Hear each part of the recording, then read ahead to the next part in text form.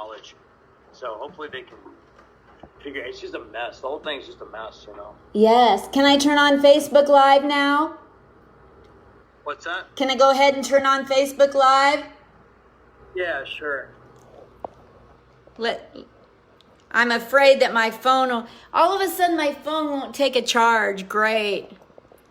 There he is, Facebook. Las Vegas's David Hulett. What? You have a baby staring at you? There he is.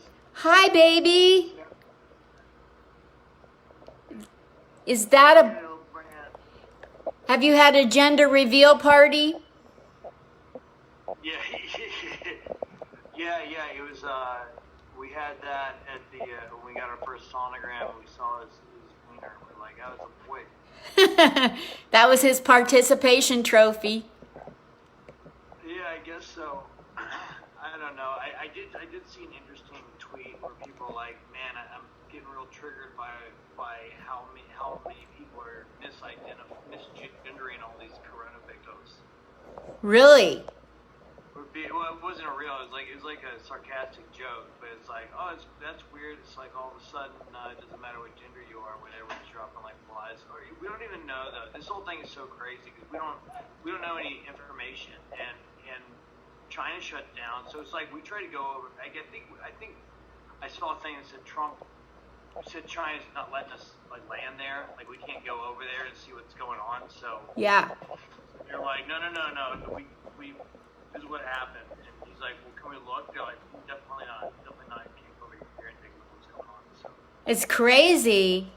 Crazy what's going on. Has this shutdown affected your pocketbook? I've got some money put away, so it hasn't affected me too much, but it's not good. You know, I mean, the fact that I'm unable to generate anything. And are you touching the microphone right now? I'm getting... No, he turned on his thing. Oh, okay. Cool. It's like music right here. Hi. What's your boy's name, Steve? What's your boy's name, Dave? I'll go on it is Brand, which I just thought was funny because I thought it was kind of funny because he I make fun of people who name their daughters Khaleesi, after Game of Thrones, and then like we immediately named our kid Brand straight up because of Game of Thrones, not because like it's a family name or anything. It's like we saw Game of Thrones, we're like, oh, he won, all right, we'll give it to him. I still talk crap. Like we named our kid Brand, not Khaleesi, because we're not trash. But then I thought about it, I'm like, man, I don't feel like I make fun of people who name their kid Khaleesi any less, but I did exactly the boy version. It was even a little different. So, are you afraid to be outside your house without a mask on? No, I'm not worried about it. Although we have to go into the pool down by our apartment complex. It's my girlfriend's son who's 11, and then his little homie who's a couple of years younger than him. And then like me and we'll go hang out at this our little apartment pool. Our apartment pool is mostly like older folks, and so the APA HOA HOA didn't have anything. They had nothing to do before. They really don't have anything to do now. We had a full ladies coming. Bus status. What? They came out of bus status. It is really funny because I kept waiting for them to say like, oh, we want you to leave the pool, or you're not supposed to be here. We're gonna call the police or something. And they didn't. They were like, oh, they're not supposed to be jumping in the hot tub. And I was like, yeah, kid, Justin's trying to jump in the hot tub. Like, we didn't jump in the hot tub. I'm like, yeah, we're not supposed to. They're like, well, they were. I'm like, well, they shouldn't be. I told them not to. They're like, yeah, we were. I was like, okay, fine. No, jump in the hot tub. So we settled that. Okay, cool. I jump in the hot tub. And I kind of waited a couple of days, and these two ladies like on the other side of the fence, like looking like fussy. And then the other was like, well, she's not supposed to be wearing a shirt. She's not supposed to be wearing like a rash on, instead of something supposed to rash on. You don't supposed to be shirt. The rules are clearly stated. You're not supposed to be wearing a shirt. I'm like, okay. And we're sitting in the hot tub and staring at these ladies across. And then she's like, and also, I talked to what is the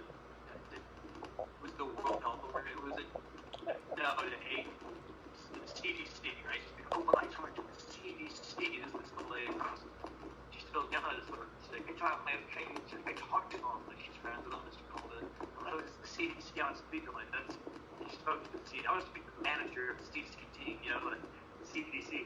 She's like, well, you know, we're not supposed to have this malaria open, you know, because the germs, because you know, we don't. And this is what she does on her part. She's like, you know, the water is totally fine, but the chair.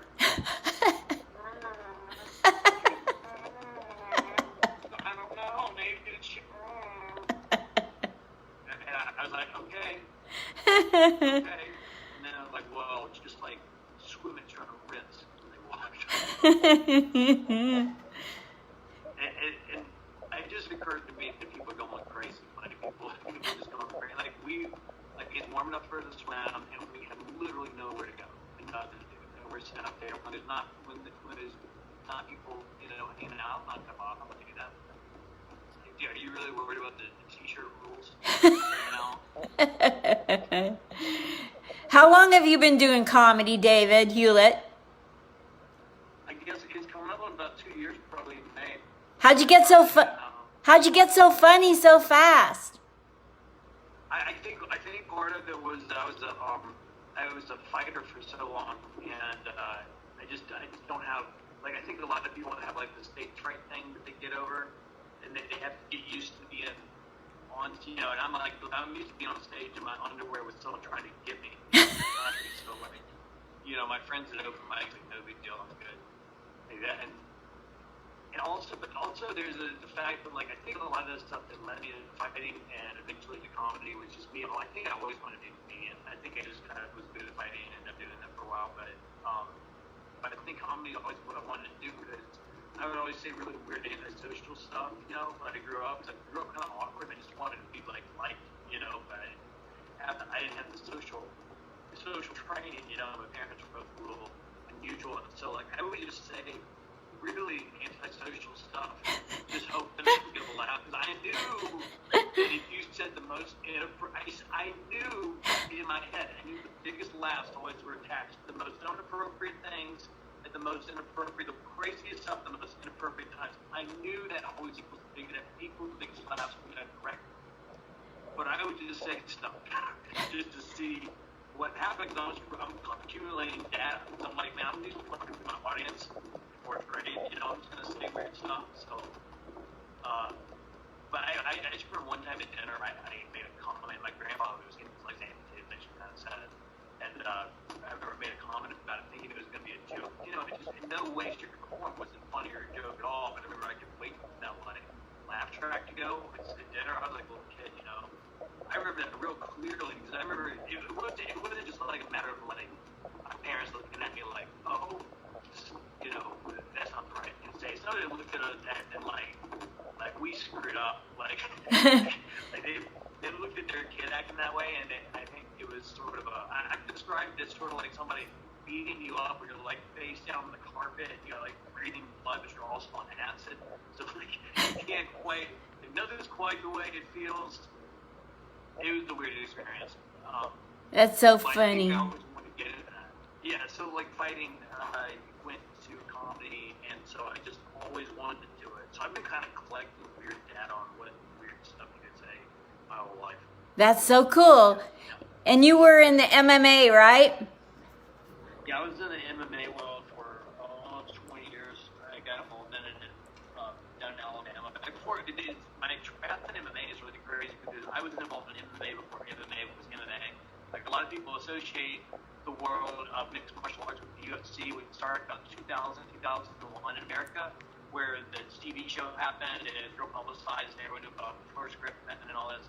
But for like 15 years before that, it was a sport that we just met up and did, you know, and so it was the all pay-per-view for a while. Like, it was going on in America for a while on pay-per-view, like since 91 or 92, but it wasn't a thing. So we just did it because we knew it was going to be huge, and we loved it. We're like, we got to learn how to do it, because eventually people are going to have to fight this way, and we're all going to get quick. We were one of the people doing it. So we just trained, and I finally moved to Vegas to take it more seriously in 09. And it was just Wild West. It was just Wild West beforehand, you know. I mean, if you can imagine what Las Vegas was like before the UFC had anything to do with Las Vegas, you know, it was like the 90s, basically. I think I had my first fight in 99. and mixed martial arts with me all over. I learned a lot of stuff. I didn't really, it was as a sport. I got the experience I wanted. I never really had goals of being like a UFC champion or whatever. But like I said, when I started, these organizations weren't just house nothing. Nobody wanted to fight UFC back when I started fighting.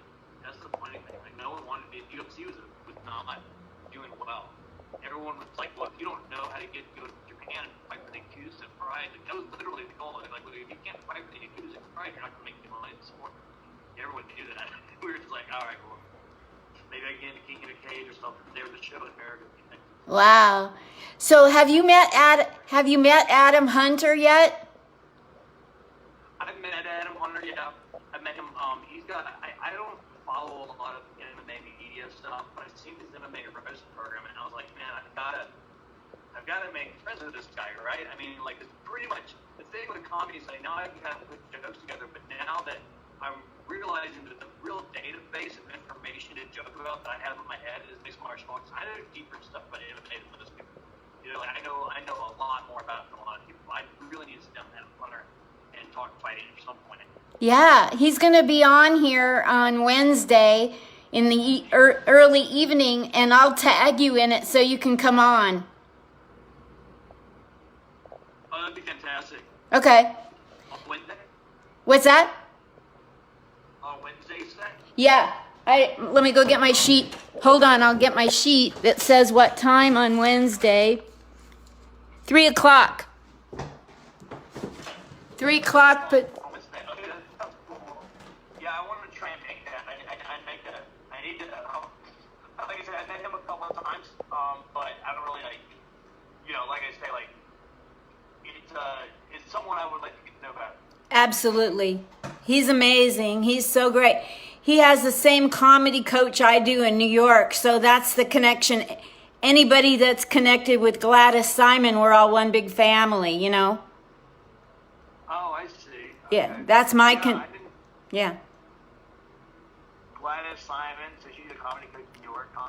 Yeah, she has a room. Seinfeld built her a room at the Comic Strip Live, so it's called the Gladys Simon Room. Cool. Yeah, it's kind of cool knowing her. It's cool that she believes in me, you know? Yeah, she must be good. Yeah, she's a great coach. But my phone won't charge. So I was hoping that we had a lot of rattle in the background inside and outside of your house. So I don't know. I want to interview you again and get better audio so it'll get on iTunes and Spotify. But for right now, David Hulett, will you tell people something funny to help them cope with what's going on in the world? Like a funny way to look at it or a funny way to hang in there, something?